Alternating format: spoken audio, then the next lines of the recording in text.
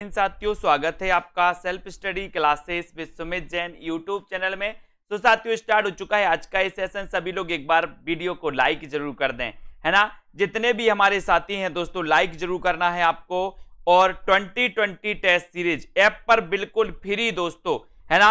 इस 2020 test series में आप भाग ले सकते हैं। सप्ताह में 2 दिन होती है, रविवार और गुरुवार, ठीक है। तो जिनको भी दोस्तों इस सीरीज में भाग लेना है वो सेल्फ स्टडी क्लासेस ऐप जरूर डाउनलोड कर लें, ठीक है। और दोस्तों ये चतुर्थ बैच स्टार्ट होने वाला 1 जुलाई से।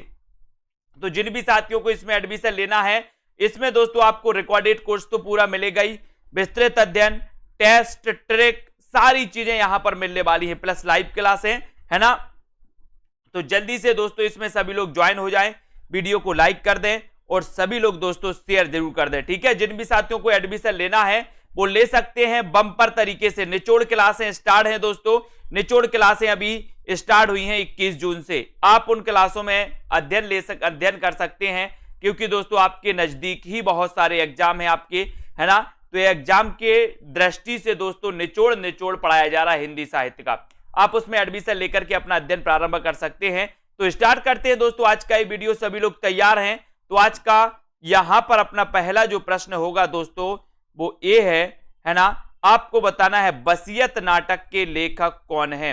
वसीयत नाटक के लेखक कौन है आपको चयन करना है। भगवती चरण वर्मा है, नांग बोडस है, निराला है या फिर जयशंकर प्रसाद हैं। ये 4 में से आपको चयन करना है। सभी लोग एक बार लाइक जरूर कर देना। वसीयत नाटक के लेखक कौन माने जाते हैं, आपको उत्तर बताना है। बताइए जल्दी से, सभी लोग बताएंगे। वसीयत नाटक के लेखक आपको चयन करना है। और यहां पर सीधा क्वेश्चन सभी लोग बता रहे हैं, है ना। और बहुत बढ़िया, बहुत सारे लोगों ने ये बताया, लेकिन आपको याद रख लेना दोस्तों कि वसीयत नाटक ये 2 दोस्तों लेखकों का है। एक तो भगवती चरण वर्मा का भी है और दूसरा नाग बोडस का भी है। यानी कि यहां पर आपको कंफ्यूज नहीं होना। कभी अगर वसीयत पूछा जाए, बोले वसीयत भगवती चरण, है ना। कई लोग क्या करते हैं, अपनी जो वसीयत होती है वो भगवती के नाम कर जाते हैं, है ना। और कई की वसीयत पे नांग राज करता है, नांग, है ना। तो याद रख लेना, ये वसीयत नाटक भगवती चरण वर्मा का भी है और नाग बोडस का भी है, ठीक है। दोनों चीजें आप लोग याद रखना। और अगला क्वेश्चन आपकी स्क्रीन पर है, तीसरा हाथी नाटक के लेखक कौन है। तीसरा हाथी नाटक के लेखक कौन है। अच्छा प्रश्न है, सभी लोग लाइक जरूर कर देना। रमेश बख्शी है, शरद जोशी है, प्रेमचंद है या फिर धर्मवीर भारती हैं। तीसरा हाथी नाटक के लेखक कौन है, ये क्वेश्चन कई बार पूछा गया है। तीसरा हाथी बताना है ये नाटक किसका है। आपका एग्जाम दोस्तों जल्दी ही जल्द होने वाले हैं। जैसे अभी आया है टीजीटी का 7-8 अगस्त, पीजीटी का 17 से 18 अगस्त, है ना। तो इस एग्जाम की दृष्टि से आपको बहुत अच्छी तैयारी करना है। तीसरा हाथी नाटक के लेखक कौन माने जाते हैं, इसका उत्तर आपको बताना है। तो बहुत सारे लोगों को पता है दोस्तों कि तीसरा हाथी जो नाटक है ना, वो नाटक है किसका, रमेश बख्शी का। किसका है, रमेश बख्शी का। अब यहां पर देखो, थोड़ा सा यहां पर देख लो, है ना। तीसरा हाथी ये नाटक है रमेश बख्शी का। अंधों का हाथी, है ना, अंधों का हाथी दोस्तों ये नाटक है शरद जोशी का। अंधों का हाथी शरद जोशी का। और पागल हाथी, है ना, ये लघु कथा है प्रेमचंद की। अब आपसे अगर पूछा जाएगा कि तीसरा हाथी नाटक किसका है, आप क्या बताओगे, रमेश बख्शी। आपसे पूछा जाएगा अंधों का हाथी नाटक किसका है, तो आप क्या बताओगे, अंधों का हाथी दोस्तों शरद जोशी। और पागल हाथी ये लघु कथा है किसकी, प्रेमचंद की, ठीक है। तो ये अंधों का हाथी और तीसरा हाथी में कंफ्यूज आपको नहीं होना है। तीसरा हाथी रमेश बख्शी, अंधों का हाथी शरद जोशी, इसमें कंफ्यूज हो सकते हैं आप लोग। अभिमान मेरू किसे कहा जाता है, अच्छा क्वेश्चन, कई बार एक क्वेश्चन पूछा गया है। एक बार लाइक जरूर कर दें दोस्तों अपने मित्रों को। जिन भी साथियों ने अभी तक self study classes app download नहीं किया है वो सेल्फ स्टडी क्लासेस ऐप को जरूर डाउनलोड कर लें, ठीक है। वहां पर आपके लिए फ्री टेस्ट सीरीज भी की जाती है सप्ताह में 2 दिन, है ना। और अभिमान मेरू किसे कहा जाता है ये क्वेश्चन भी आपको बताना है। पुष्पदंत को, विद्यापति, मेरू तुंग या फिर नाभादास। क्वेश्चन बहुत बढ़िया है, क्वेश्चन कंफ्यूजन वाला है। चलिए तो कौन कौन ऐसे साथी हैं जो सही उत्तर बता पाते हैं और कौन कौन कंफ्यूज होकर गलत की ओर मुड़ जाते हैं, है ना। लगभग बहुत सारे लोगों का आंसर सही आ रहा है ना। कुछ लोगों ने उत्तर बस गलत, सी पे पहुंच रहे हैं कुछ लोग, सी पे मेरू देखकर कुछ लोग सी पर पहुंच जा रहे हैं, लेकिन अच्छा उत्तर है ना, बहुत बढ़िया। 95 लोगों ने ए नंबर बताया है, पुष्पदंत। पुष्पदंत यानी कि आपका जो एक नंबर है, इन्होंने अपने आप को अभिमान मेरू कहा था दोस्तों, पुष्पदंत ने, है ना। इसको आपको याद रख लेना है। इन्हें अपभ्रंश का क्या कहा जाता है? इन्हें अपभ्रंश का भावभूति कहा जाता है। डॉक्टर भयाणी ने इन्हें कहा था, और अभिमान मेरू इन्होंने अपने आप को कहा था। और पुष्पदंत का एक ग्रंथ है दोस्तों, कौन सा? महापुराण। महापुराण है, आपको पता है इस महापुराण में 63 सलाका पुरुषों, कितने सलाका पुरुषों? 63 सलाका पुरुषों का दोस्तों इसमें वर्णन मिलता है, किसमें? महापुराण में। और ये रचना किसकी है? पुष्पदंत की है, आपको पता होगा, है ना। अब यहां पर अपन देखते हैं दोस्तों अगला प्रश्न, उत्तरार्ध भक्तमाल के रचनाकार कौन है? उत्तरार्ध भक्तमाल बताना। अभी तक आपने भक्तमाल पढ़ी और अब उत्तरार्ध भक्तमाल, दोनों ही रचनाएं पूछी जाती हैं। एक तो भक्तमाल आपसे पूछी जाती है, दूसरी उत्तरार्ध भक्तमाल भी आपसे पूछी जाती है। अब आपको कंफ्यूज रहता है उत्तरार्ध भक्तमाल में और भक्तमाल में, ठीक है। तो बताइए, भारतेंदु, नाभादास, प्रियादास या फिर हेमचंद्र? तो ये 4 विकल्प हैं आपके, और 4 में से उत्तरार्ध भक्तमाल आपके लिए पूछा गया है। देखते हैं कौन कौन कंफ्यूज होता है यहां पर। लगभग, है ना, बहुत बढ़िया, कुछ लोग कंफ्यूज हो रहे हैं, है ना। कार्तिक जी कंफ्यूज, प्रतिमा जी कंफ्यूज, बहुत बढ़िया, हो जाओ कंफ्यूज, है ना। अब सभी लोगों ने पढ़ा कि सर भक्तमाल, अब भक्तमाल आ जाता तो आप आंखें बंद करके लगा देते हो नाभादास, लेकिन आपको याद रखना है उत्तरार्ध भक्तमाल के जो रचनाकार हैं दोस्तों, वो रचनाकार कौन है? भारतेंदु जी। कौन है? भारतेंदु जी। और यहां पर आपको याद रख लेना है, ठीक है, यहां पर अपन को याद रखना है कि उत्तरार्ध भक्तमाल के रचनाकार कौन है? भारतेंदु जी, ठीक है। और भक्तमाल के रचनाकार कौन है? नाभादास, ठीक है। और भक्तमाल की टीका किसने लिखी? तो टीका लिखी प्रियादास ने। ये तीनों क्वेश्चन बनते हैं, उत्तरार्ध भक्तमाल भारतेंदु, भक्तमाल नाभादास, है ना। और दोस्तों आपको पता होगा कि भक्तमाल की जो टीका लिखी वो किसने लिखी? प्रियादास ने लिखी, प्रियादास ने, है ना। तो कभी कभी आपसे क्वेश्चन पूछा जाता है कि भक्तमाल की टीका किसने लिखी, तब आपको बताना प्रियादास ने, है ना। उत्तरार्ध भक्तमाल की रचनाकार कौन है? भारतेंदु, ठीक है। भक्तमाल किसकी रचना है? नाभादास की, ये भी आपको याद रखना है। अगला क्वेश्चन आपको बताना, महापात्र किससे कहा जाता है? महापात्र किससे कहा जाता है? निराला को, नरहरि बंदीजन को, रहीम या फिर विद्यापति को? एक रचना अपन ने पढ़ी थी दोस्तों, आज ही पढ़ी थी, कौन सी पढ़ी थी? महाप्रस्थान। महाप्रस्थान रचना किसकी है? महाप्रस्थान ये किसकी रचना है? और यहां महापात्र दिया है, तो महापात्र के रचनाकार कौन माने जाते हैं? बताइए, निराला जी हैं क्या, नरहरि बंदीजन, रहीम या फिर विद्यापति? महापात्र किससे कहा जाता है? महापात्र किससे कहा जाता है, सभी को बताना है। और अब टोटल रिवीजन क्लासें चलेंगी दोस्तों, यानी कि पहले जो मैं आपको पढ़ा चुका हूं उन्हीं क्वेश्चनों को अपन यहां पर फिर से पढ़ेंगे। बहुत ही इंपॉर्टेंट क्वेश्चनों को सीरीज को लेकर के आएंगे हम, और महापात्र किससे कहा जाता है इसको आपको पढ़ना है, तब आपका उत्तर हो जाएगा। और सर निराला को कहा जाता है ना। महापात्र किसे कहा जाता है? निराला को कहा जाता क्या? बताइए। महाप्रस्थान के रचनाकार कौन है? महाप्रस्थान दोस्तों आपको पता होगा, ठीक है। यहां पर आपको याद रखना है कि महापात्र दोस्तों निराला को नहीं कहा जाता, नरहरि बंदीजन को कहा जाता है। जबकि एक क्वेश्चन आपसे पूछा जाता है महाप्राण, महाप्राण किसे कहा जाता है? तो महाप्राण निराला को कहा जाता है, इसको आपको समझ लेना है, ठीक है। महाप्राण, अब यहां पर कई लोग कंफ्यूज हो जाते हैं, है ना। आपसे पूछा गया महापात्र, ऑप्शन में था निराला, आपने निराला लगा दिया, लेकिन आपको याद रखना है कि महापात्र कहा जाता है नरहरि बंदीजन को, और महाप्राण कहा जाता है दोस्तों किसको? निराला को, है ना। और एक महाप्रस्थान एक दोस्तों रचना है, वो किसकी है? नरेश मेहता की, नरेश मेहता की, ठीक है। महाप्रस्थान रचना किसकी है? नरेश मेहता की। ओके, समझ गए सभी लोग। महापात्र, महापात्र, नरहरि बंदीजन, महाप्राण, निराला। वेरी गुड, बहुत बढ़िया आंसर। अगला क्वेश्चन, उसने कहा था कि रचनाकार कौन है। इतना अच्छा क्वेश्चन आपसे सरल क्वेश्चन पूछ लिया गया। कई बार ये रचनाएं पूछी गई हैं दोस्तों, है ना। जिनको इसका सन याद है, उसने कहा था, ये जो कहानी है वो सन भी कमेंट में लिखेंगे। उसने कहा था, ये बताना है कि रचनाकार कौन माने जाते हैं। चंद्रधर शर्मा गुलेरी, शैलेश मटियानी, नागार्जुन या फिर दिनकर। उसने कहा था कि रचनाकार कौन है। उसने कहा था कि रचनाकार कौन है ना। इस सीरीज को अपन 1-2 दिन में खत्म करेंगे। उसके बाद 1000 प्रश्नों की जो ओल्ड पेपर अपन ने 1000 प्रश्नों की सीरीज है उसको लेकर के आगे चलेंगे, है ना। उसने कहा था कि रचनाकार कौन है, और उसने कहा था कि आपने बताया कि सर ये रचना चंद्रधर शर्मा गुलेरी की है ना। 1915 इसका रचना काल है, सभी को पता है। लेकिन एक चीज और आपको याद रखना है, उसने नहीं कहा था शैलेश मटियानी, और तुमने कहा था नागार्जुन। तुमने कहा था नागार्जुन, ठीक है, तुमने कहा था नागार्जुन। उसने नहीं कहा था शैलेश मटियानी, और उसने कहा था चंद्रधर शर्मा गुलेरी। बोले सर ये 3 क्वेश्चन आ गए। सबसे पहला क्वेश्चन तो आ गया दोस्तों कि उसने कहा था चंद्रधर शर्मा गुलेरी।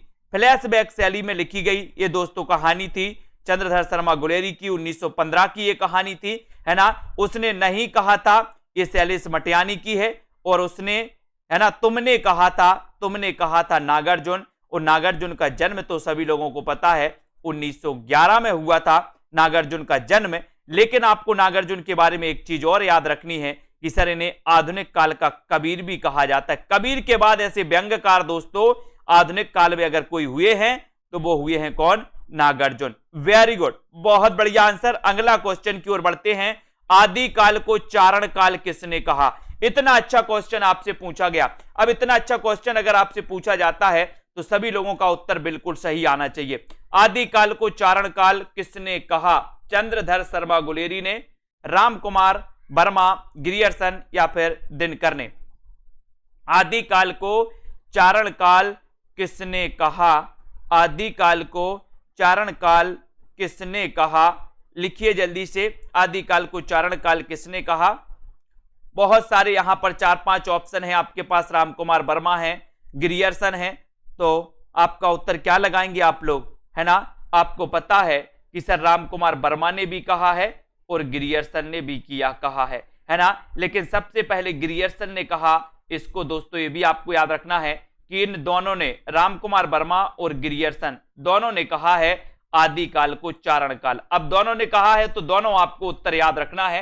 ये क्वेश्चन आपको सामने इसलिए रखे गए हैं ताकि आपको समझ में आए कि दोनों कौन कौन से हैं। राम कुमार वर्मा अगर ऑप्शन में होगा तो राम कुमार वर्मा आपको लगाना है, ग्रियर्सन होगा तो ग्रियर्सन आपको लगाना है ना। तो यहां कंफ्यूज आपका होता है, कभी आप ग्रियर्सन किसी पुस्तक में पढ़ लेते हो, किसी पुस्तक में आप राम कुमार वर्मा पढ़ लेते हो, ठीक है। तो ये आपको याद रखना है, दोनों चीजें आप लोग याद रखेंगे। नेक्स्ट क्वेश्चन है, भक्ति काल को स्वर्ण युग किसने कहा? स्वर्ण युग किसने कहा? सभी साथी बताइए, भक्ति काल को स्वर्ण युग किसने कहा? चंद्रधर शर्मा गुलेरी, श्याम सुंदर दास, ग्रियर्सन या फिर दिनकर? बताइए किसने कहा है? भक्ति काल को स्वर्ण युग किसने कहा? अब यहां पर स्वर्ण युग पूछा गया है आपसे, और ऑप्शन में भी आपको 2-2 ऑप्शन मिल रहे हैं, तो आप उत्तर क्या लगाओगे? क्या लगाओगे? ऐसी अगर स्थिति है, ऐसा अगर क्वेश्चन आया है तो आप क्या उत्तर लगाओगे? देखते हैं कौन कौन सही बता रहा है। स्वर्ण युग किसने कहा? भक्ति काल को स्वर्ण युग किसने कहा? ऐसा क्वेश्चन अगर आता है तो दोस्तों युग अगर आता है और ऑप्शन में आपके दोनों ऑप्शन यहां पर आते हैं तो दोनों ऑप्शन में से आपको क्या लगाना है? श्याम सुंदर दास। अगर युग पूछा गया तो, है ना, और दोनों ऑप्शन है तो। लेकिन अगर आपसे पूछा जाए स्वर्ण काल पूछा जाए, और इसी प्रकार की स्थिति दोनों ऑप्शन की बनी है कि दोनों ऑप्शन आपको सामने दिख रहे हैं, तो स्वर्ण काल अगर पूछा जाए तो आप ग्रियर्सन लगा देना, है ना, और स्वर्ण युग अगर पूछा जाए तो श्याम सुंदर दास लगा देना। लेकिन नॉर्मली क्वेश्चन आपसे पूछा जाता है कि भक्ति काल को स्वर्ण काल किसने कहा, तो इन दो में से एक ऑप्शन आपको मिल जाता है, या तो आपको श्याम सुंदर मिलेगा या आपको ग्रियर्सन मिलेगा, ठीक है। तो यहां पर आपको दोस्तों कंफ्यूज नहीं होना, ये तो सिर्फ मैंने आपको बता दिया कि स्वर्ण युग कहा श्याम सुंदर दास ने और स्वर्ण काल कहा ग्रियर्सन ने। लेकिन क्वेश्चन नॉर्मल ही आता है आपके पास, या तो आपसे काल पूछा जाता है या युग पूछा जाता है, इन दो में से ऑप्शन में एक ही आपको मिलता है। ठीक है, तो ये आपको याद रखना है। अगला क्वेश्चन देख लेते, साय में धूप काव्य कृति के रचनाकार कौन है? साय में धूप काव्य कृति के रचनाकार कौन है? या आपसे पूछा जाएगा कि हिंदी साहित्य के भक्ति काल को सर्वप्रथम स्वर्ण काल किसने कहा? तो आप ग्रियर्सन लगा देना। ठीक है, साय में धूप काव्य कृति के रचनाकार कौन है आपको बताएं। तो यहां पर दोस्तों जाता है सीढ़ियों पर धूप में धूप है ना, एक साय में धूप और दूसरी ये जो रचना है ये दोस्तों को पता होनी चाहिए कि ये रचना रघुवीर साय में धूप दुष्यंत कुमार को जानते हैं। की ओर चलते हैं, भाषा भूषण कृति के रचनाकार कौन है? भाषा भूषण कृति के रचनाकार कौन है? बहुत अच्छा क्वेश्चन है दोस्तों, देखो बहुत अच्छे से पढ़ना है दोस्तों। धर्मवीर भारती माने जाते हैं या फिर दोस्तों दिनकर जी माने जाते हैं? कौन कौन सही उत्तर यहां पर बताएगा? भाषा भूषण किसे कहा जाता है? और बहुत कंफ्यूज हो गए, यहां पर भूषण देखा तो भूषण लगा दिया, लेकिन भूषण गलत है। उत्तर आपका क्या है? जसवंत सिंह। ऐसे ही आपको कंफ्यूज किया जाता है, यहां पर भाषा भूषण लगा देते हो लेकिन वास्तव में उत्तर जसवंत सिंह है। भाषा भूषण जसवंत सिंह। अगला क्वेश्चन आता है दोस्तों, आदि काल को आरंभिक काल किसने कहा? क्वेश्चन में डाउट्स रहता है आपको, लेकिन इसके बाद अब डाउट्स नहीं रहेगा। भक्ति आदि काल को आरंभिक काल नाम किसने दिया? सभी लोग बताएंगे। उत्तर आपका क्या हो जाता है? आदि काल को आरंभिक काल नाम किसने दिया? गणपति चंद्र गुप्त ने, मिश्र बंधु ने, हजारी प्रसाद द्विवेदी या फिर रामचंद्र शुक्ल ने? किसने कहा है आरंभिक काल और प्रारंभिक काल? ये क्वेश्चन आपसे कई बार पूछे जाते हैं, लेकिन बहुत सारे लोगों ने बताया है कि सर अगर आरंभिक काल पूछा जाता है तो आप लगा देना मिश्र बंधु। मिश्र बंधु कितने भाई थे? 3 भाई थे। तीनों भाइयों के नाम आपको बताना है ना। आरंभिक काल आपसे पूछा गया तब आपका उत्तर मिश्र बंधु होगा, यानी कि आपका 1 नंबर होगा। अगर दोस्तों यहां आरंभिक ना होकर प्रारंभिक होता तब आप क्या लगाते? गणपति चंद्रगुप्त। प्रारंभिक काल गणपति चंद्रगुप्त, आरंभिक काल मिश्र बंधु, है ना। इसको आपको कंफर्म कर लेना। और मिश्र बंधु आरंभ से साथ में रहे, आरंभ से मिश्र बंधु साथ में रहे, इसलिए आरंभिक काल किसने कहा? मिश्र बंधुओं ने कहा। ठीक है, तो इस प्रकार से थोड़े थोड़े से जो डाउट्स वाले प्रश्न रहते हैं उनको अपन को पढ़ना जरूरी है। द्वैतवाद के प्रवर्तक कौन है दोस्तों? द्वैतवाद के प्रवर्तक कौन है? एक बहुत अच्छा क्वेश्चन आपके लिए है। द्वैतवाद के प्रवर्तक कौन माने जाते हैं? आपसे अद्वैत नहीं पूछा है, आपसे द्वैत नहीं पूछा है, आपसे क्वेश्चन पूछा है कि द्वैतवाद के प्रवर्तक कौन माने जाते हैं। सभी लोग उत्तर बताएंगे। वीडियो को लाइक जरूर करना। जिन भी साथियों को एडमिशन लेना है, निचोड़ क्लास चल रही है हिंदी साहित्य की एग्जाम की दृष्टि से कौन कौन प्रश्न पूछे जाते हैं, है ना। द्वैतवाद के प्रवर्तक कौन माने जाते हैं, अगर ये क्वेश्चन अगर आपसे पूछा गया है तब आप उत्तर क्या बताओगे? और बहुत आंसर अच्छा आ रहा है दोस्तों। क्या आ रहा है? बोले सर ये द्वैतवाद के कौन हो जाएंगे? द्वैतवाद के निम्बार्काचार्य हो जाएंगे, अद्वैतवाद के शंकराचार्य हो जाएंगे, शुद्धाद्वैतवाद के वल्लभाचार्य हो जाएंगे। जब ये 3 आपको पता है तो चौथे का उत्तर अपने आप निकल आता है। बोले सर मध्वाचार्य, है ना। तो द्वैतवाद के प्रवर्तक कौन है? मध्वाचार्य, याद रख लेना, है ना। आपसे एक क्वेश्चन यहां से बाद से जरूर पूछा जाता है ना। तो ये द्वैतवाद के मध्वाचार्य, निम्बार्क द्वैतवाद के, शंकराचार्य अद्वैतवाद के और वल्लभाचार्य शुद्धाद्वैतवाद के माने जाते हैं। ये प्रश्न आपका यहां पर ए नंबर की ओर आपका उत्तर चला जाता है। अगला क्वेश्चन है, हिंदी का जातीय कवि किसे कहा जाता है दोस्तों? हिंदी का जातीय कवि किसे कहा जाता है? सभी लोग बताएंगे क्या हो जाएगा इसका सही उत्तर, है ना। और हिंदी का जातीय कवि किसे कहा जाता है? इसका उत्तर विद्यापति, तुलसीदास, सूरदास या फिर केशवदास। इतना अच्छा क्वेश्चन है आपके लिए। सभी लोग लाइक जरूर करें। सेल्फ स्टडी क्लासेस का ऐप डाउनलोड कर लें, है ना। गुरुवार और रविवार को आपके लिए फ्री टेस्ट सीरीज करवाई जाती है। ठीक है, हिंदी का जातीय कवि किसे कहा जाता है, ये क्वेश्चन अगर आपसे पूछा गया है तब आपने उत्तर बिल्कुल सही लगाया है। बोले सर हिंदी का जातीय कवि अगर बात करोगे तो वो कहा जाता है तुलसीदास को। किसे कहा जाता है? तुलसीदास। तुलसीदास से एक रचना पूछी जाती है जो आपको बताना है कि विनय पत्रिका की भाषा क्या है। विनय पत्रिका की भाषा क्या है? एक क्वेश्चन आपसे बिल्कुल सरल है। मैंने आपको कई बार बताया तुलसीदास जी के बारे में कि तुलसीदास चंदन घिसे तिलक देत रघुवीर, सभी ने पढ़ा है और आपको पता है दोस्तों कि विनय पत्रिका की जो भाषा है वो भाषा कौन सी है? जल्दी से कमेंट में लिखें। हिंदी का जातीय कवि किसे कहा जाता है? तब आपका उत्तर है तुलसीदास, है ना। और विनय पत्रिका इनकी रचना है, तब आपका राइट आंसर होगा कि सर ये ब्रज भाषा में है। और मैंने आपको एक ट्रिक बताई थी तुलसीदास की, वो ट्रिक आपको याद रखना है क्योंकि तुलसीदास की इन रचनाओं से संबंधित पूछा ही जाता है। क्या याद रखना है? आपको याद रखना है कि जिसमें राम और मंगल आए। तुलसीदास की जो 12 प्रमाणिक रचनाएं हैं, 12 प्रमाणिक रचनाएं हैं, इन 12 प्रमाणिक रचनाओं में अगर आपको राम और मंगल जिसमें दिखता है वो अवधी की होंगी, जिसमें राम और मंगल दिखता है वो अवधी भाषा की होंगी, और जिसमें राम और मंगल नहीं दिखता वो कौन सी भाषा की होंगी? ब्रज भाषा की होंगी। मैंने आपको एक ट्रिक दे दिया है ना, इस ट्रिक को फॉलो करोगे आप दोस्तों कभी गलत नहीं कर पाओगे इनको, ठीक है। अगला क्वेश्चन है, मनोविश्लेषणवादी लेखक नहीं माने जाते। बताइए मनोविश्लेषणवादी लेखक कौन नहीं माने जाते? नंदुलारी वाजपेयी, जैनेन्द्र कुमार, ईला चंद्र जोशी या फिर अज्ञे? कौन नहीं माने जाते? सभी लोग बताएंगे। बहुत बढ़िया आंसर है ना। मनोविश्लेषणवादी लेखक कौन नहीं माने जाते? और यहां पर आपको अच्छा क्वेश्चन मिला है। बताइए मनोविश्लेषणवादी उपन्यासकार आपने देखे होंगे दोस्तों, कौन नहीं माने जाते? ये क्वेश्चन आता ही है, इस क्वेश्चन को लिख लो अपनी पुस्तक में, है ना। इस पुस्तक में आप लिख लोगे इसको तो दोस्तों आपको मजा आ जाएगा।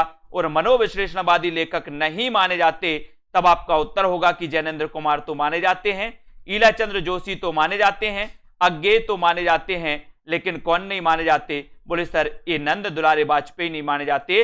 नंद दुलारे वाजपेयी आपको पता है दोस्तों, ये प्रयोगवाद शब्द का इन्होंने प्रयोग किया था सबसे पहले। ये किस प्रकार के माने जाते हैं? सौष्ठववादी माने जाते हैं। कैसे माने जाते हैं दोस्तों? ये सौष्ठववादी माने जाते हैं नंद दुलारे वाजपेयी, है ना। ये वही नंद दुलारे वाजपेयी हैं जिन्होंने सुमित्रा नंदन पंत को दोस्तों क्या माना है? छायावाद का प्रवर्तक माना है। लाइक जरूर करते रहिएगा दोस्तों। अगला क्वेश्चन है, हिंदी के प्रथम आत्मकथाकार कौन है? अब ये क्वेश्चन आपके लिए डाउट्स वाला रहता है, जिसको मैंने आपको बहुत अच्छे से विस्तृत रूप से समझाया है। हिंदी के प्रथम आत्मकथाकार कौन है? बनारसीदास चतुर्वेदी, बाबू श्याम सुंदर दास, अंबिका दत्त व्यास या फिर भारतेंदु जी? तो ये 4 विकल्प हैं। हिंदी के प्रथम आत्मकथाकार कौन माने जाते हैं? कौन कौन उत्तर बताएगा? 4 विकल्प हैं। अच्छा क्वेश्चन है, सभी लोग बताएंगे। कितने लोग कंफ्यूज होते हैं वो भी देखते हैं। कौन कौन कंफ्यूज हो रहा है इस क्वेश्चन में? बहुत सारे लोग कंफ्यूज हो जाएंगे आज, है ना। हिंदी के प्रथम आत्मकथाकार कौन माने जाते हैं? और मैं बता रहा हूं कि इस क्वेश्चन में 80% लोग क्या हो जाएंगे? 80% लोग कंफ्यूज, गलत करेंगे इस क्वेश्चन को, है ना, क्योंकि उनको पता है कि सर बहुत बढ़िया, है ना।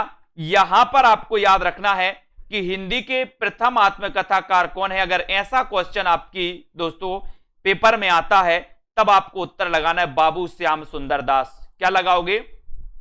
बाबू श्याम सुंदर दास। हिंदी के प्रथम आत्मकथाकार कौन है? अगर ऐसा क्वेश्चन आपके पेपर में आता है तब आपको उत्तर बाबू श्याम सुंदर दास लगाना है ना। ये बनारसीदास चतुर्वेदी नहीं थे, ये बनारसीदास जैन थे, बनारसीदास जैन थे। बहुत सारे लोग कंफ्यूज हुए, है ना, और गलत कर दिया क्वेश्चन। हमेशा गलत करते हैं, मैं आपको बता दे रहा हूं दोस्तों। इस प्रकार से अगर क्वेश्चन आए तो आपको बाबू श्याम सुंदर दास लगाना है, जो आपका बिल्कुल सही आंसर है। उसके बाद यहां आते हैं, इस चीज को पढ़ो। मैं कहता हूं बार बार कि जो एडमिशन लेते हैं वो इसी चीज का फायदा उनको होता है कि सर एक एक चीज पता चलती है कि सन 1641 ईस्वी में बनारसीदास जैन ने ब्रज भाषा पद्य में अर्ध कथानक की रचना की, जिसे हिंदी की प्रथम प्राचीनतम आत्मकथा माना जाता है ना। हिंदी की प्रथम प्राचीनतम आत्मकथा कौन सी है? तब आप लगाओगे अर्ध कथानक, है ना। अर्ध कथानक का संपादन नाथुराम प्रेमी ने किया था और इसका प्रकाशन पहली बार 1943 में हिंदी ग्रंथ रत्नाकर बंबई से हुआ था दोस्तों, पहली बार, है ना। लेकिन आपको याद रख लेना कि सन 1941 में बाबू श्याम सुंदर दास कृत मेरी आत्म कहानी को हिंदी की प्रथम प्रसिद्ध आत्मकथा मानी जाती है। तो यहां पर आपको याद रखना है, बहुत सारे लोग कंफ्यूज हो गए। अगर क्वेश्चन में यहां पर दोस्तों आपका बाबू श्याम सुंदर दास था तो सबसे पहले याद रख लेना कि ये बाबू श्याम सुंदर दास की ही 1941 में प्रकाशित हुई है ना। 1641 में इनमें ब्रजभाषा पद्य में अर्ध कथानक की रचना की है ना, जिसे हिंदी की प्रथम प्राचीनतम आत्मकथा माना जाता है, अर्ध कथानक को। इसको समझ लेना बहुत अच्छे से। ये क्वेश्चन पंजाब मास्टर कैडर में आया था और बहुत सारे लोग गलत करके आए थे इस क्वेश्चन को। क्यों गलत करके आए थे? क्योंकि उनको यहां पर बनारसी दास चतुर्वेदी दिख गया था तो समझ गए थे कि बनारसी दास ही हैं, है ना। लेकिन आपको पता होनी चाहिए ऐसी सिचुएशन अगर बनती है तो आपको बाबू श्याम सुंदर दास लगाना है, ठीक है, याद रख लेना सभी लोग। बहुत बढ़िया। अब अगले क्वेश्चन की ओर बढ़ते हैं, अपन अगला प्रश्न देख लेते हैं। बीभत्स रस का स्थायी भाव क्या है? क्वेश्चन आता ही है, पक्का आता है ना, जल्दी से बताइए। बीभत्स रस का स्थायी भाव क्या है? बीभत्स रस का स्थायी भाव क्या है? जुगुप्सा, विस्मय, भय या फिर आश्चर्य? बीभत्स रस का स्थायी भाव क्या है? बीभत्स रस का स्थायी भाव क्या है ये आपको बताना है। जुगुप्सा है, विस्मय है या फिर भय या फिर आश्चर्य है? एक बार लाइक जरूर कर देना और दोस्तों आपको बताना है कि वीडियो को लाइक करके शेयर अपने मित्रों तक कर देना। आज दोस्तों सभी लोग बीभत्स रस का स्थायी भाव बताएंगे और बीभत्स रस का जो स्थायी भाव होता है वो क्या होता है ना, क्या होता है? बोले सर वो होता है जुगुप्सा। क्या होता है? जुगुप्सा।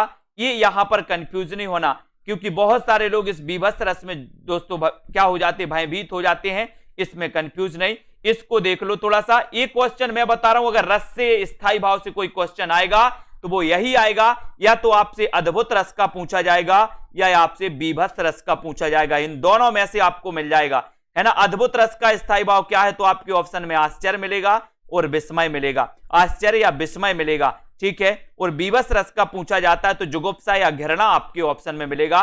भूलना नहीं है साथियों, यहां से क्वेश्चन आता ही है ना। और बढ़ जाते हैं अगले क्वेश्चन की ओर। इन दो में से आपका एक क्वेश्चन आ जाएगा। एक पति के नोट्स के रचनाकार कौन है? एक पति के नोट्स और एक पत्नी के नोट्स सभी लोग पढ़ते हैं, जल्दी से बताएंगे और उत्तर क्या हो जाएगा फटाफट से बताना है। एक पति के नोट्स के रचनाकार कौन है?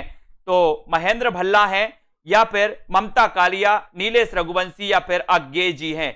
एक पति के नोट्स और एक पत्नी के नोट्स।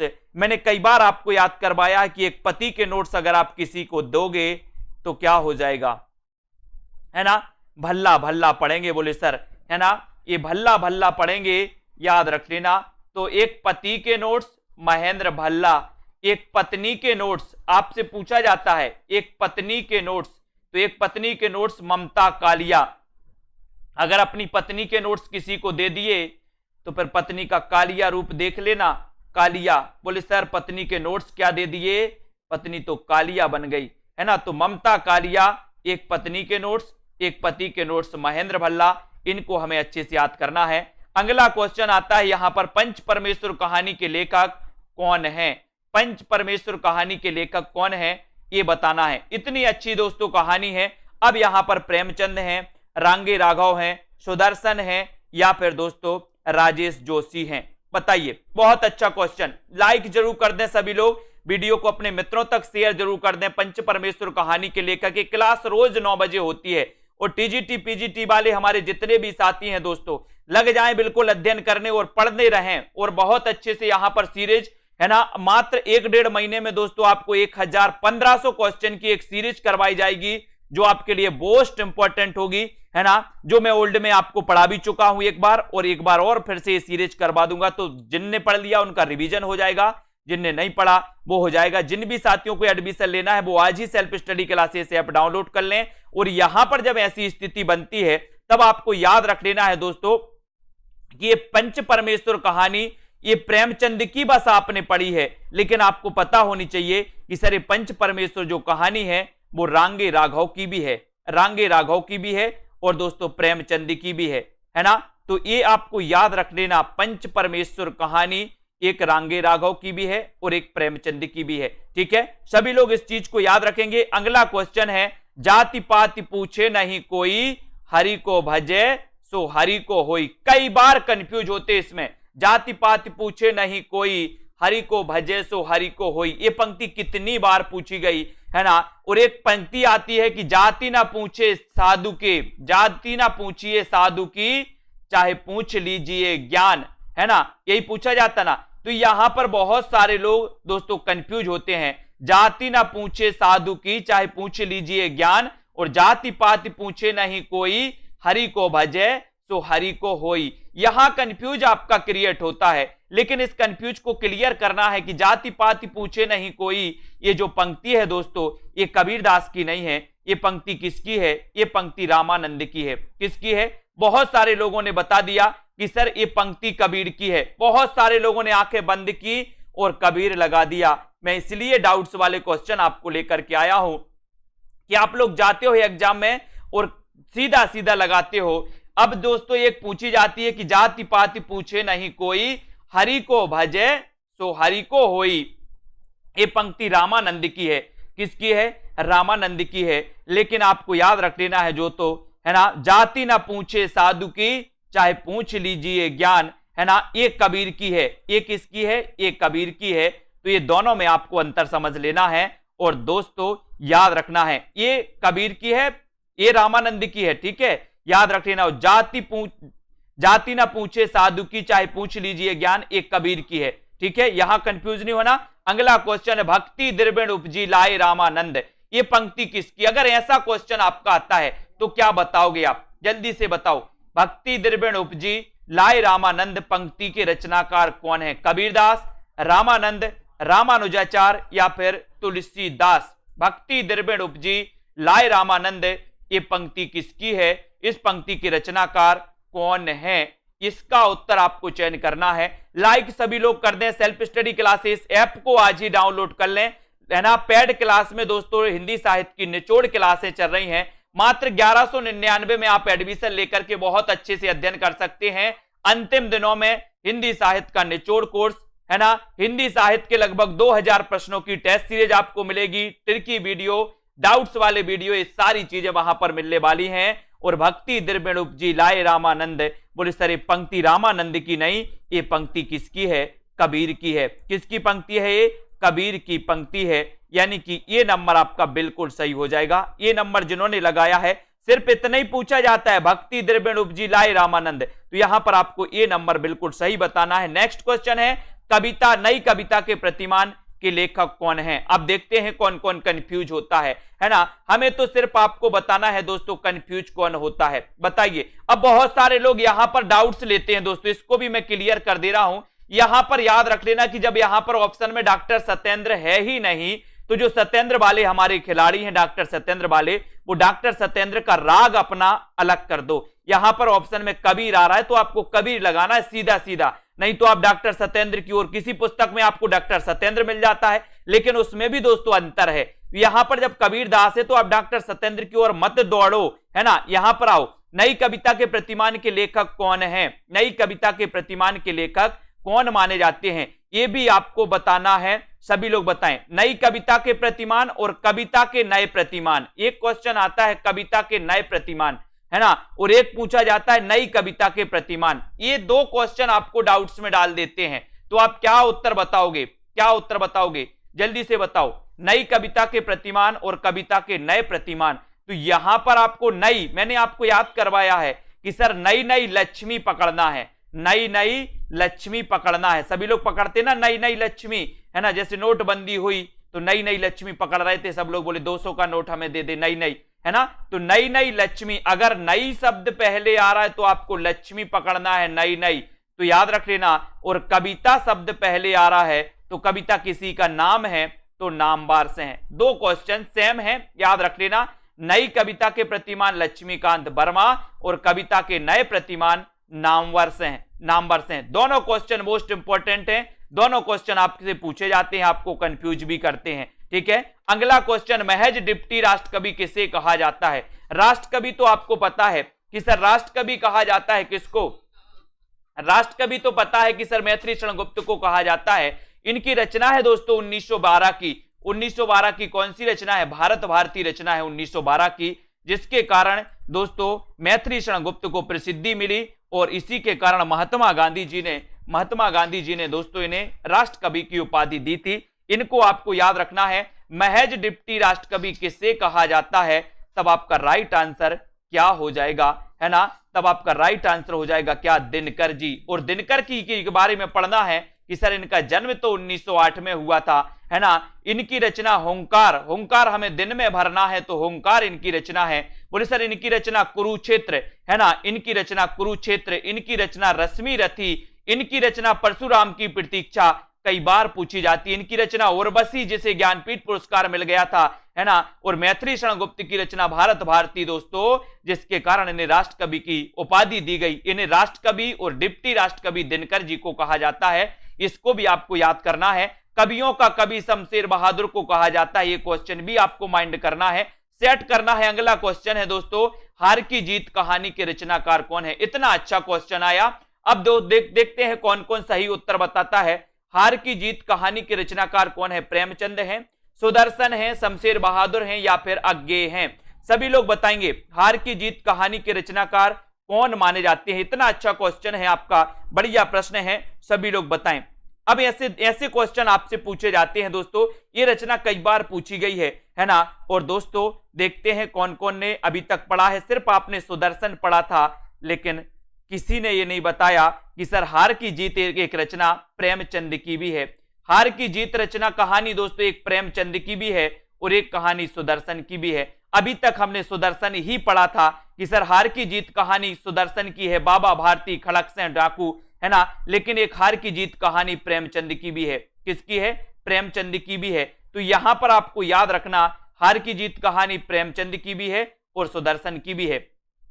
ठीक है, बहुत सारी चीजें आपकी क्लियर होती जाएंगी दोस्तों, कंफ्यूज नहीं रहना, दोनों आपका बिल्कुल सही हो जाएगा। अगला क्वेश्चन है, पूस की रात कहानी के रचनाकार कौन है। पूस की रात कहानी के रचनाकार कौन है। इतना अच्छा क्वेश्चन है, सभी से बनेगा लगभग। सभी लोग लाइक जरूर करेंगे अपने दोस्तों इस वीडियो को।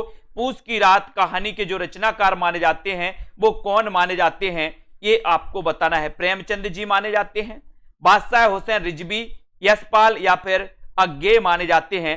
तब आपका राइट आंसर क्या हो जाएगा यहां पर, पूस की रात कहानी के रचनाकार कौन है। तो अब अधिकांश लोगों ने उत्तर बता दिया दोस्तों।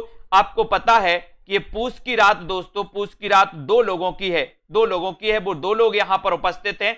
सबसे पहले तो प्रेमचंद की आपको पता है, लेकिन आपको यह भी पता होनी चाहिए कि बादशाह हुसैन रिजवी की दोस्तों ये रचना है। बादशाह हुसैन रिजवी की भी ये रचना है पूस की रात कहानी, है ना। तो इनकी भी कहानी है और प्रेमचंद की भी कहानी है। तो याद रखना, वैसे अधिकांश आपको प्रेमचंद पूछा जाता है, लेकिन इसको भी अपन को नहीं भुलाना है। पूस की रात कहानी प्रेमचंद, पूस की रात कहानी के रचनाकार दोस्तों बादशाह हुसैन रिजवी भी हैं, है ना। तो ये दोनों आपको याद रखना है, दोनों। जैसे सुदर्शन की अपन ने हार की जीत पढ़ ली कि प्रेमचंद की भी है और सुदर्शन की भी है, वैसे ही पूस की रात प्रेमचंद की भी है और बादशाह हुसैन रिजवी की भी है। ठीक है, याद रख लेना, बहुत बढ़िया। नेक्स्ट क्वेश्चन है, तेरी मेरी उसकी बात, तेरी मेरी उसकी बात के रचनाकार कौन है। अच्छा क्वेश्चन है। तेरी मेरी उसकी बात प्रेमचंद है, निराला है, यशपाल है या फिर अज्ञेय हैं। तेरी मेरी उसकी बात। और ऐसे कौन से साथी हैं जिन्होंने सेल्फ स्टडी क्लासेस ऐप को डाउनलोड नहीं किया। सेल्फ स्टडी क्लासेस ऐप को सभी साथी डाउनलोड करें, अध्ययन करें, बढ़िया मस्ती से अध्ययन करते रहें। तेरी मेरी उसकी बात के रचनाकार कौन माने जाते हैं, ये क्वेश्चन आपके लिए है दोस्तों। एक उद्देश्य है कि जितने जहां पर आपके 1-2 नंबर से आप चूकते हो एग्जाम में, है ना, वो भी आप 1-2 नंबर से नहीं चूको। ऐसे उद्देश्य को लेकर, ऐसे क्वेश्चनों को लेकर के हम आपको आते हैं, है ना। तो यहां पर तेरी मेरी उसकी बात के रचनाकार कौन माने जाते हैं। और तेरी मेरी उसकी बात बोले किसको नहीं बताना, यश को नहीं बताना, यशपाल। तेरी मेरी उसकी बात, यशपाल। ठीक है, यहां पर याद रख लेना। और एक क्वेश्चन आता है दोस्तों, कोठरी की बात, कोठरी की बात ये किसकी रचना है। कोठरी की बात, तो कोठरी की बात अज्ञेय, कोठरी की बात अज्ञेय, है ना। बोले सर कोठरी की बात तो अज्ञेय रहनी चाहिए, तो कोठरी की बात अज्ञेय। तेरी मेरी उसकी बात दोस्तों ये किसकी है, तो तेरी मेरी उसकी बात यशपाल, है ना। अब आपसे पूछा जाएगा कि कोठरी की बात किसकी, आप बता देना अज्ञेय। तेरी मेरी उसकी बात किसकी है, तो आप बता देना यशपाल। ठीक है, क्लियर, बहुत बढ़िया। अगला क्वेश्चन आपको बताना है, हिंदी के प्रथम कवि कौन है। अच्छा क्वेश्चन है दोस्तों, हिंदी के प्रथम कवि कौन है। अब बहुत सारे लोग कंफ्यूज होते हैं इसमें, इतना अच्छा क्वेश्चन दिया है और विकल्प भी इतने अच्छे दिए हैं कि दोस्तों आप कहीं ना कहीं कंफ्यूज होकर गलत कर बैठोगे। हिंदी के प्रथम कवि कौन है बताइए। क्वेश्चन कई बार आया है, हिंदी के प्रथम कवि कौन है, लेकिन आपको पता होनी चाहिए कि कौन है? सभी लोगों को पता है कि सर, आपको पता है कि हिंदी के प्रथम जो कवि हैं वो कवि हैं सरहपाद। कौन है? सरहपाद हैं, है ना। हिंदी के प्रथम कवि कौन है? तो आपका उत्तर हो जाएगा सरहपा। लेकिन दोस्तों अगर आपसे पूछा जाए कि हिंदी के प्रथम महाकवि कौन है, अगर आपसे महाकवि पूछा जाए तो आप क्या लगाओगे? महाकवि कौन है तब आप क्या लगाओगे? तब आपको चंद्र बरदाई लगा देना है। लेकिन अगर आपसे पूछा जाए कि राम कुमार वर्मा ने, किसने? राम कुमार वर्मा ने। दोस्तों राम कुमार वर्मा ने हिंदी का प्रथम कवि किसे माना, तब आप किसे लगाओगे? स्वयंभू, है ना। तो ये पूरे क्वेश्चन आते हैं। कभी कभी आपने ये नहीं सोचा कि सर हिंदी की प्रथम रचना तो श्रापकाचार है ना, हिंदी की प्रथम रचना तो श्रापकाचार है, लेकिन हिंदी के प्रथम कवि सरहपाद कैसे हो गए, है ना। ये भी आपने कभी नहीं सोचा। सोच लेना थोड़ा सा कि हिंदी के प्रथम कवि तो दोस्तों सरहपाद हैं, जबकि हिंदी की प्रथम रचना तो श्रापकाचार है। श्रापकाचार के रचनाकार देवसेन है। श्रापकाचार का रचना काल 933 ईस्वी है और इसे हिंदी की प्रथम रचना होने का गौरव प्राप्त है, ये सभी को पता है। तो यहां पर हिंदी के प्रथम कवि को लेकर कंफ्यूज नहीं होना, सरहपाद आपको लगाना है। अगर आपसे पूछा जाए हिंदी के प्रथम महाकवि कौन है तो चंद्रबरदाई लगाना है। अगर पूछा जाए कि रामकुमार वर्मा ने किसे माना तो स्वयंभू को बताना है। ठीक है, अगला क्वेश्चन आपको बताना है बिहारी और देव के रचनाकार कौन है? बिहारी और देव, ये क्वेश्चन कई बार आया है। बिहारी और देव के रचनाकार कौन है ये बताओ। भगवान दीन है, कृष्ण बिहारी हैं, प्रताप नारायण मिश्र हैं या फिर हरिऔध हैं? तो बिहारी और देव के रचनाकार कौन माने जाते हैं? सभी लोग लाइक जरूर कर देना दोस्तों, है ना। इसी प्रकार से आपको वीडियो को लाइक अपने मित्रों तक शेयर करते रहना है। बहुत सारे प्रश्नों पर अपन यहां पर दोस्तों डिस्कस करते हैं और आगे बढ़ते जाते हैं, है ना। बिहारी और देव के रचनाकार कौन माने जाते हैं? इतना अच्छा क्वेश्चन और बहुत बढ़िया क्वेश्चन है दोस्तों। बिहारी और देव, है ना, बिहारी और देव भगवान दीन माने जाते हैं और भगवान दीन आपका बिल्कुल श्रेष्ठ उत्तर हो जाता है। बिहारी और देव के रचनाकार भगवान दीन है, यानी ये नंबर आपका बिल्कुल सही होता है ना। और दोस्तों इस रचना में इन्होंने बिहारी को श्रेष्ठ बताया है ना। तो ये भगवान दीन का बिहारी आपका बिल्कुल सही हो जाएगा। सेल्फ स्टडी क्लासेस ऐप को जरूर डाउनलोड करेंगे सभी लोग दोस्तों। त्रिलोचन का वास्तविक नाम क्या है? वो ही क्वेश्चन दोस्तों जो आपके एग्जाम में पूछे जाते हैं, है ना। यहां वहां की बातें नहीं, सिर्फ एग्जाम के प्रश्नों पर फोकस करना है। त्रिलोचन का वास्तविक नाम आपको पता है, क्वेश्चन आता है त्रिलोचन से। सोनेट लेखन के लिए कौन जाने जाते हैं? तो सोनेट लेखन के लिए जाने जाते हैं त्रिलोचन। इनका वास्तविक नाम क्या है? वास्तविक नाम आपको बताना है, बताइए, है ना। आपने पढ़ा होगा कि मैं उस जनपद का कवि हूं, मैं उस जनपद का कवि हूं, है ना। आपको पता है, सभी लोगों ने देखी होगी, एक रचना पढ़ी होगी। और दोस्तों ताप के ताए हुए दिन भी पढ़ी है त्रिलोचन की, आपको पता है। और त्रिलोचन का वास्तविक नाम क्या है ये अगर आपसे पूछा गया है तब आपका उत्तर हो जाता है वैद्यनाथ मिश्र। वैद्यनाथ मिश्र यही है क्या त्रिलोचन का वास्तविक नाम, या फिर वासुदेव सिंह है? बहुत सारे लोगों ने वैद्यनाथ मिश्र लगा दिया, जबकि उत्तर वासुदेव सिंह है ना। बहुत सारे लोग दोस्तों कंफ्यूज हो गए क्योंकि आपने पढ़ा था नागार्जुन का वास्तविक नाम। आपको क्या धुन बंधी थी कि सर वैद्यनाथ है, लेकिन वैद्यनाथ इसका आंसर गलत है। क्या है गलत? त्रिलोचन का वास्तविक नाम वासुदेव सिंह है दोस्तों। और नागार्जुन का वास्तविक नाम था क्या? नागार्जुन का वास्तविक नाम क्या था? वैद्यनाथ मिश्र। नागार्जुन का वास्तविक नाम क्या था? वैद्यनाथ मिश्र। और त्रिलोचन का वास्तविक नाम था वासुदेव सिंह, है ना। बोले सर आओ देखा ना ताओ और लगा दिया वैद्यनाथ। नहीं लगाना भैया, इसी प्रकार से पढ़ते रहना है। और आज आपने एहसास किया होगा इस क्लास को देख करके, लगा होगा कि हमने अभी तक जो पढ़ा है वो तो सब क्या है, वो तो सब क्या है। बोले सर इतना कंफ्यूज क्रिएट करते ये क्वेश्चन, है ना। तो बहुत बढ़िया दोस्तों, धन्यवाद। अगर वीडियो अच्छा लगा हो तो अपने मित्रों तक शेयर कर देना और सेल्फ स्टडी क्लासेस ऐप को डाउनलोड कर देना, है ना। और इसी प्रकार से अध्ययन करते रहें। रोज रात्रि 9 बजे एक क्लास होती है, रोज रात्रि 8 बजे एक दोस्तों ट्रिकी वीडियो आएगा आपका हिंदी साहित्य का, उसको भी आप देख लेना। अब हिंदी का व्याकरण का नहीं आएगा, एक ट्रिकी वीडियो आएगा, वो भी सभी लोग देख लेना, ठीक है। और इसी प्रकार से अध्ययन करते रहें, बढ़ते रहें आगे। और दोस्तों बहुत अच्छा, यहां पर आप एडमिशन ले सकते हैं इस कोर्स में, है ना। यहां पर कोर्स पूरा रिकॉर्डेड कंप्लीट कोर्स हो चुका है। यहां पर आप दोस्तों इसमें एडमिशन ले सकते हैं। विस्तृत अध्ययन जहां पर टेस्ट हैं, ट्रिक भी हैं, डाउट्स वाले आपके वीडियो भी हैं, बहुत सारी चीजें हैं। और इसमें आप एडमिशन लेकर के अध्ययन करेंगे तो और मजा आएगा आपके लिए। लास्ट दिनों में दोस्तों एक अच्छा मौका है, मात्र 1199 में आप पढ़ सकते हो, जहां पर लाइव निचोड़ क्लासें भी स्टार्ट है। निचोड़ के माध्यम से आपको वो सुपर चीजें बताई जाती हैं जो आपके लिए एग्जाम की दृष्टि से महत्वपूर्ण है। ठीक है, तो बहुत बहुत गीतिका जी, आकाश जी, रश्मि जी, लवली जी, दारसू जी, अब दोस्तों इतनी तैयारी आपको करना है, युद्ध स्तर की तैयारी में लग जाइए आप लोग, है ना। अभी तक जो पढ़ा है उसको रिवीजन कर डालिए और दोस्तों अध्ययन करिए। आगे के कुछ टॉपिक आपके लिए हैं वो मैं करवा दे रहा हूं। विमलेश जी, प्रमोद, नारायण जी, लालदास, मनीषा जी, ललिता जी, ठीक है, सतीश जी, बिल्कुल बहुत बढ़िया, है ना। लालदास, प्रमोद, डॉली सेठ जी, ओम जी, कमला, शाम पंडित जी, कुबेर जी, लोकेश जी और शिवांश जी, दारसू, मंजू जी, लालदास जी, प्रिंस जी, विजय जी, तनु जी, रचना जी, गीतिका, राम मूरत जी, बहुत बहुत धन्यवाद। लाइक शेयर करते रहें। 9 बजे एक क्लास होती है दोस्तों और एक क्लास आपकी 40 मिनट चलती है ना।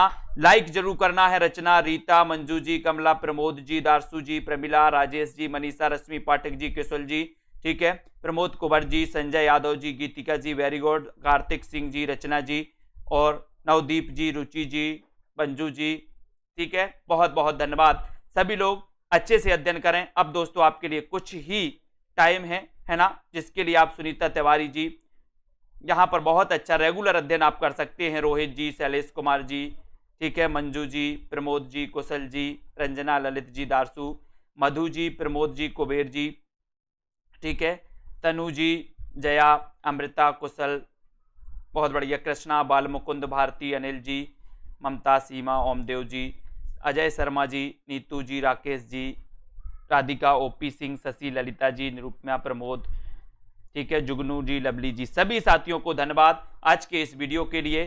ठीक है, जय